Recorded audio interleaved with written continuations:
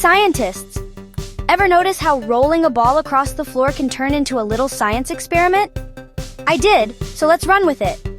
Let's imagine I grab a ball and roll it across 5 totally different surfaces: foam, ice, carpet, cardboard, and glass. What do you think will happen? First up, foam. Foam is soft and squishy like your favorite couch cushion. When I roll the ball, the surface sort of pushes back.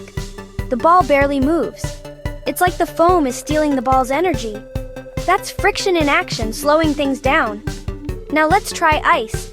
Ice is super slippery.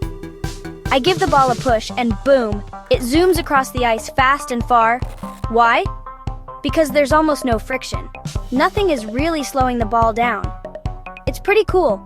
Just be careful. Ice is slippery for people too. Next, carpet. Carpet is rough, with lots of little fibers. When I roll the ball here, it creeps along and gives up pretty quickly. All that friction from the carpet grabs onto the ball, bringing it to a stop. Cardboard is next. It's smoother than carpet, but not as slick as ice. The ball rolls at a decent speed. Not too fast, not too slow. There's some friction, but not enough to stop it right away. And last, glass.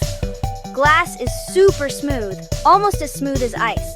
I roll the ball and it glides across like a mini race car.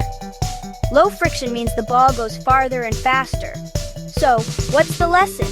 The smoother the surface, the farther and faster the ball goes. The rougher the surface, the more friction, and the slower the ball. That's science at your feet. Next time you roll a ball, think about what's underneath, and how friction is helping you do some serious experimenting.